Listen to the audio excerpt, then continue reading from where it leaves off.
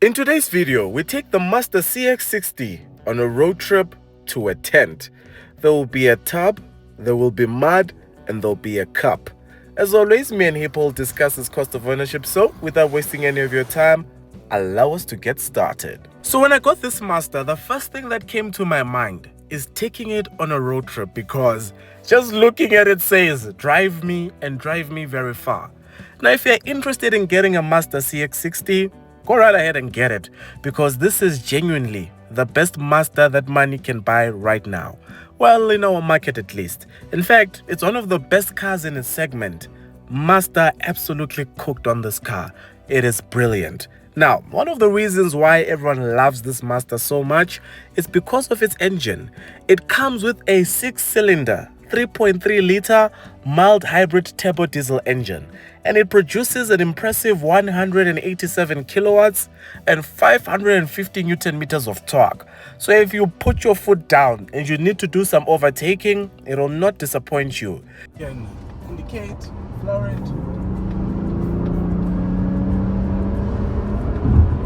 And that's 120. So coming back to our road trip, the estimated time was around 4 hours and 15 minutes. But in this Mazda, we barely felt it. It is so comfortable.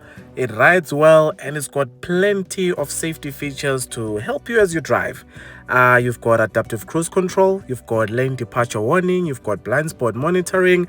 Everything you need is there, including 7 airbags. Now, for your comfort, of course, you also get a 12-speaker Bose sound system. It is brilliant. So we're at the fuel station just to freshen up and stretch before going on with our journey. But while we're here, let's talk about the fuel consumption. The claim is 4.9 liters to the 100, but during this road trip, I averaged around 7.7 liters to the 100 because of my driving style.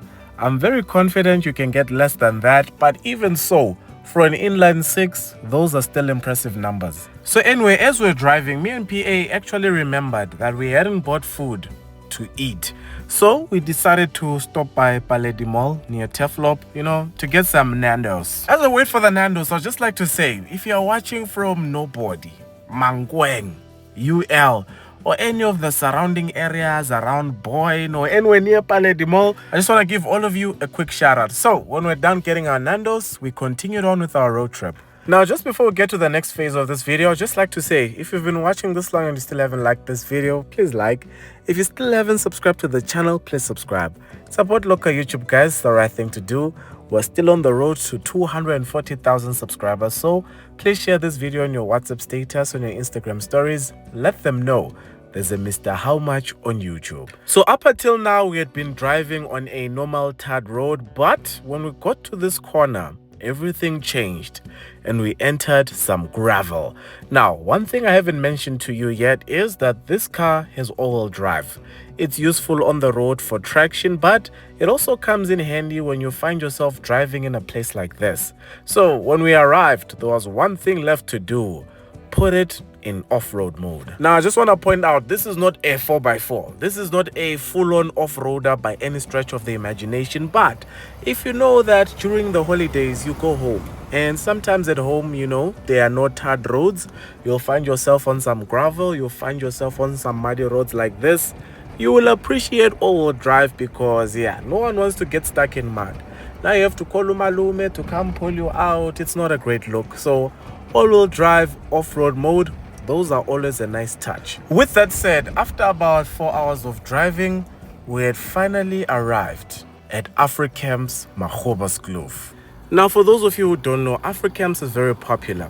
Being able to get a booking here is not easy.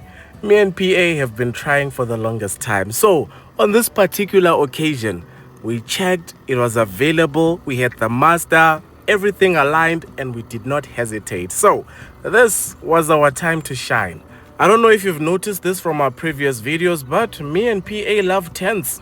Tents are cool, guys, especially when the weather is just right. So here's a quick tour of our tent.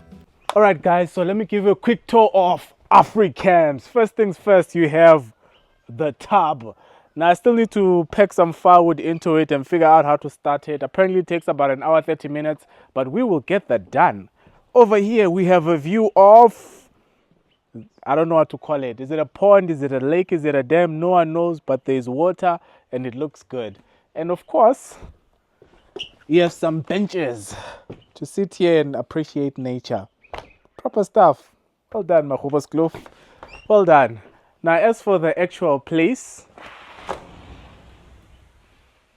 it's very, very spacious. Like all the spaces here, you have a living room, but there's no TV because you're camping. We have a stove. We have a tap. Is there water? Yes, we have a tap with water. So yeah, those are hadidas. This is your living area. And then this side is the bedroom for kids. How do I know it's for kids? Because you get a bunk bed. So one child can sleep there. The other two can sleep here. And there's aircon as well. There's a shortcut. Should we use the shortcut? Okay, let's use the shortcut. There's a shortcut here which leads to your shower and your toilet. And then in here is the main bedroom for the grown-ups. Nice and proper. This is your bed. These are your pillows. And this takes you back outside. One thing I didn't show you is the fireplace. Now, depending on how I'm feeling, I'll see if I'm going to turn this on or not. But the option is there. You have a fireplace. That's it from me. I just want to sit down and look at the water there. Because that's what you're here to do. Look at water. So without wasting any time, I picked up the firewood. And I was ready to go warm up that tub because that's what people who are camping do. Now, one thing they don't tell you about these tubs is that they are not easy to warm up. But I did my best. I threw in the firewood, threw in some lighters, turned the fire on, and I left it. Now, between you and me, I knew that this fire was going nowhere. So I told PA, let's just leave that fire by the hot tub and focus instead on the fire by the fireplace inside the tent because that's the one that's going to keep us warm. So I went and got the firewood ready and started the fire there. By the time the fire was going, it was very late. It was dark. So I decided to close all the windows in our apartment and then sit down for a drink. Alright guys, we're about to enjoy a nice cup of coffee on these copies. I believe that's what they're called, so yeah.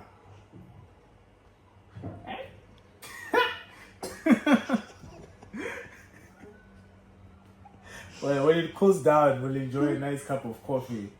How did people make this work back in the day? Wow. That's sad. Where can I get a normal mug? Do you have real mugs? Are you still recording? So after having dinner, I decided to go outside and check on how the hot tub was doing. Alright guys, quick update on the hot tub. It was starting to get warm. Okay, let me quickly run into the rain. So I've been nurturing this fire for a while. And the next thing, it starts raining. Man. Anyway, that's camping for you. That is camping for you. We'll try again next time, hot tub. For today, I'm tired. I am calling it a night. We tried. So the next morning, we decided to walk around the property just to see what was going on there. They have this wedding venue over here. It's really beautiful. You've got flowing water, you've got trees, you've got grass, proper stuff. So for those of you who want to get married, here's a venue. But we're not here to talk about weddings today. We're here to check out the interior of the Mazda CX-60. Starting with the interior, the build quality is solid. You've got soft quality materials all over the dashboard. But where this car disappoints me and a lot of other people is with the infotainment system. You do get wireless Apple CarPlay and Android Auto, but the touchscreen is not a touchscreen, guys. For safety reasons, Mazda decided that no, you cannot just press the icon you want to press. You must use the rotary dial over there. And personally, I feel like that thing is more distracting than just letting someone touch it. So I really hope Mazda goes back to the drawing board on this and gives us a proper touchscreen in the future. But on the plus side, for your air conditioning, you have a separate screen with its own buttons. So if you want to change the fan speed or the temperature while you're driving, it's easy. You also have wireless charging over there. That is your gear stick, and over there you'll find your cup holders. As for your steering wheel, it is leather wrapped and has buttons for your music, your adaptive cruise control, well laid out, and you can easily adjust it using that toggle over there. Right in front of it is a proper digital instrument display that will show you all the information you need while you're driving. You'll do all of your driving on these seats. They are heated, ventilated, and electrically adjustable. But what about your passengers? Well, in terms of space, I think they'll be happy. Now, a lot of people think this car is a 7-seater. It is not. Space in the back is sufficient, although I was expecting a little bit more. Over there, you have your center armrest with a slot for 2 cups, and you also get rear air vents and 2 USB Type-C ports. Now, in terms of boot capacity, Mazda was very generous because I think they took some of your legroom and gave it to the boot. But I'm not complaining because on this trip, it actually came in handy.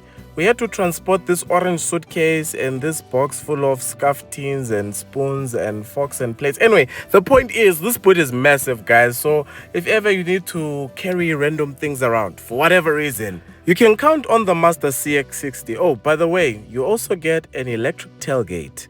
Wait for it, wait for it, wait for it. Mazda CX-60 all-wheel drive eSky Active D. With all that said, let's get to our total cost of ownership, which is powered by Hippo. If you're interested in the Mazda CX-60 Takumi, you can expect to pay around 1,085,100 Rand.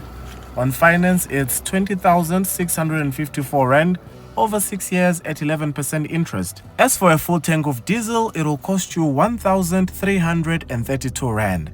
Now, if you'll be driving in a million Rand car, I'm pretty sure you'd like to have it insured. So, to save on your insurance premiums, you can go on to Hippo. They'll compare up to 12 different quotes for you.